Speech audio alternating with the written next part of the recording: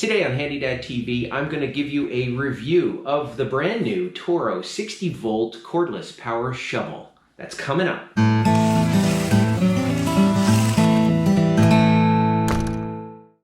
This is an unsponsored video that contains products provided without charge by the manufacturer for demonstration purposes. All opinions are my own.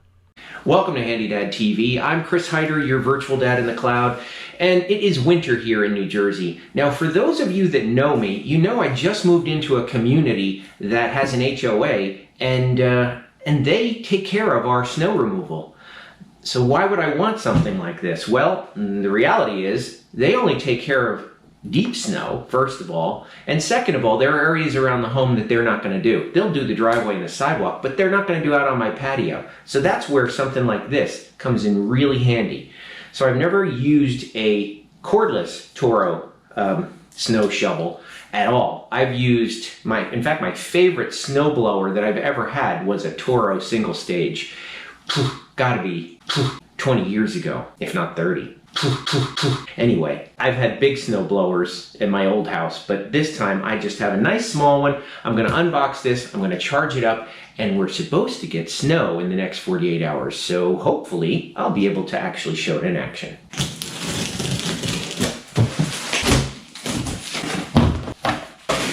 Alright, these are the most important pieces that I need for today. That's the charger and the battery, so I'm going to get this hooked up and I will be right back. Alright, the charger is plugged in, and every time you get an electric tool, you should always charge it first. It just slides right on there. And we got blinky lights, and it's charging.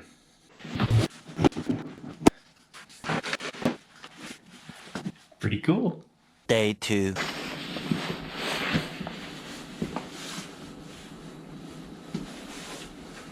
So Toro picked a good year to send me a snowblower. Anyway, the battery is completely charged. There you go, completely charged. And now, I'm gonna give it a little bit of a try here. Because if I wait until morning, it's probably gonna be too deep. Or, hopefully by then the HOA will come. But, let's see if I can do this with gloves too. Alright, a brief editing note here. You're going to see me struggle with an issue with the power shovel in this next clip, and I don't find out until the next day. It was my own fault, my own stupidity. So just keep watching and you'll see the result.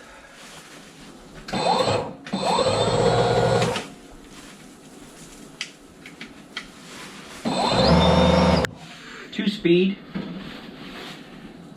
I don't know, let's see. I'm going to try it with the low.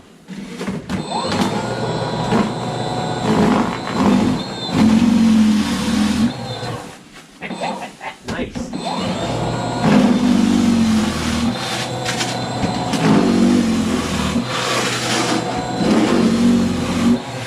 How far that goes, and that's the low.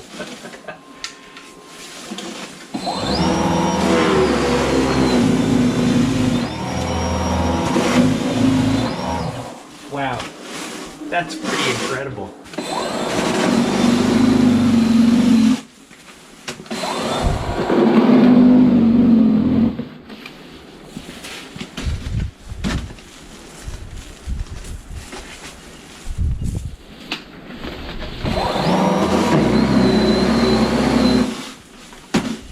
It stops.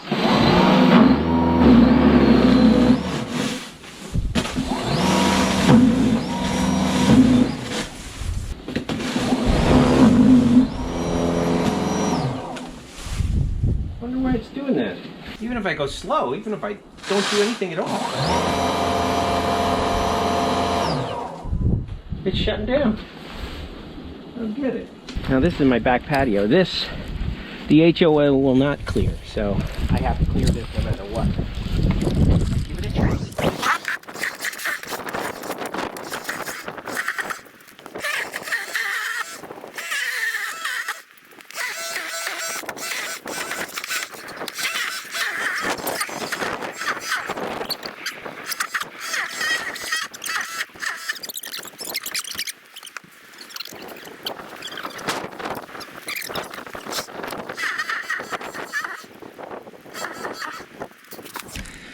don't know if it's icing up or it's just overheating because it's heavy snow, but you give it a little bit of a rest and it seems to work fine. And it's really good for clearing off the grass here because the dog's got to go.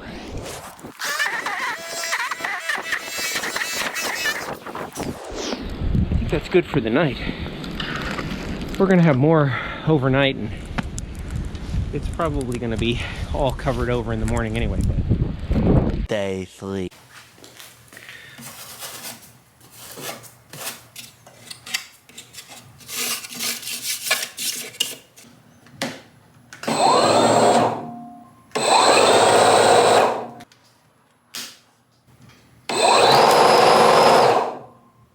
Here comes my epiphany moment. When I was inserting the battery last night, I realized I didn't click it in all the way. I didn't know it clicks in all the way until I was recording this B-roll.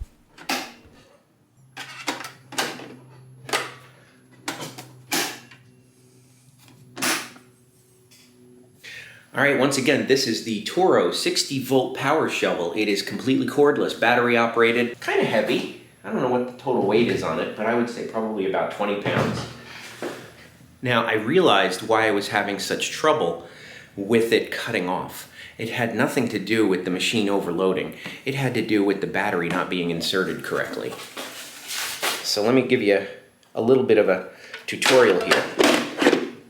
I put the battery in as far as it would go and stopped. And my indication should have been that the lid was not closing all the way. So what you really have to do is put it in all the way and then until it clicks. Like that. And then the lid closes completely. In fact, there's a little magnet down here that holds it closed. So, my own mistake. And I'm sure next time I use it, it's going to be fine. So, it didn't have anything to do with it being overloaded or overheating or anything like that. So, just my own stupidity. So I just keep it hanging over here, right next to my ladders and other things, right by the garage door so I can get to it when the cars are in here. And it works out perfectly for me. One thing I would recommend as a best practice is the day before you're going to use it is take the battery and the charger and charge it inside so that the battery is warmer. And then just put the battery in it and go out and do what you need to do and then bring it back. But I think it's fine.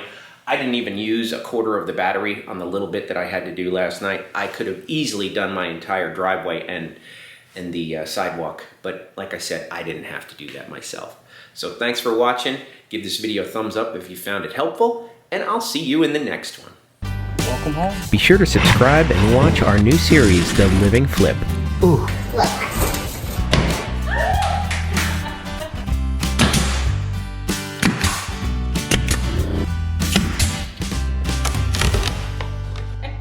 And that has 1.25 inches. It's the little one. That's the little